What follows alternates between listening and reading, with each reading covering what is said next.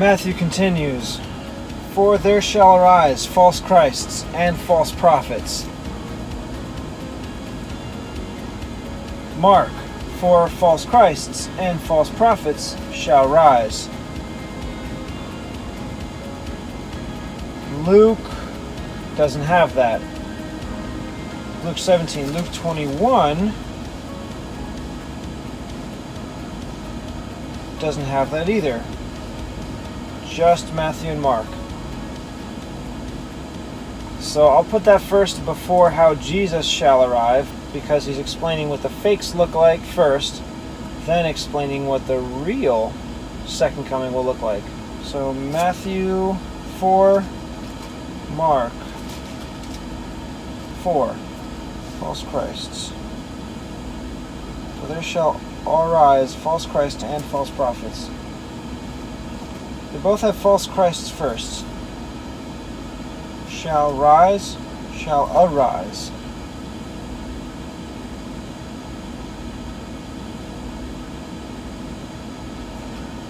I think arise is better.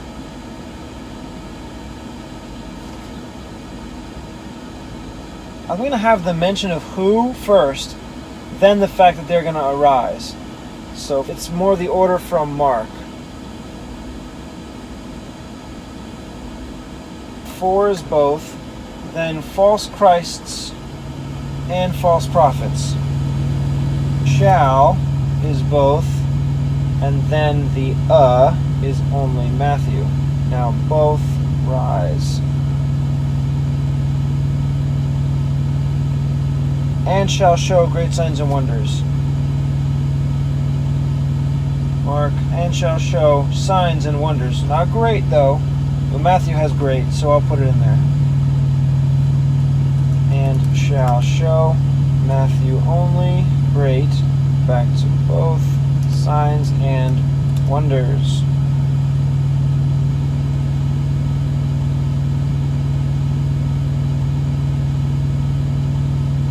Matthew has, "In so much that if it were possible they shall deceive the very elect."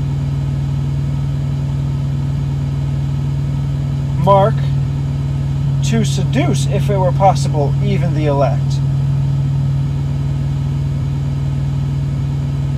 So it's more wordy in Matthew. "In so much that, if it were possible, they shall deceive." I think I can have both. Deceive and seduce.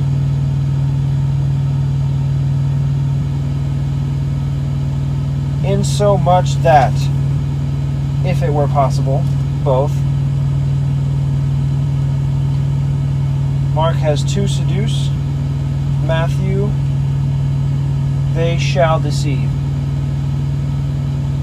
In so much that if it were possible, they shall deceive and seduce. That's how it needs to be.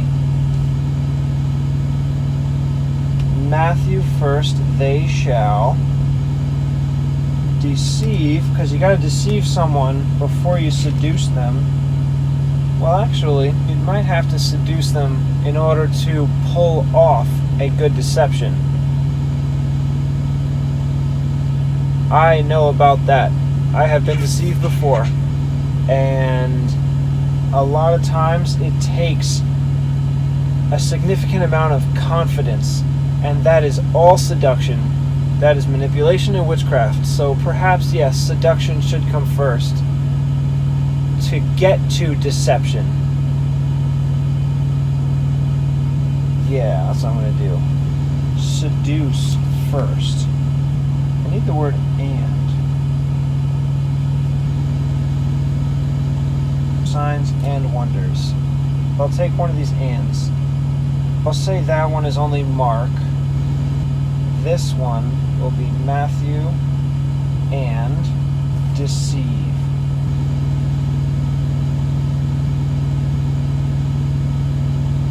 The very elect,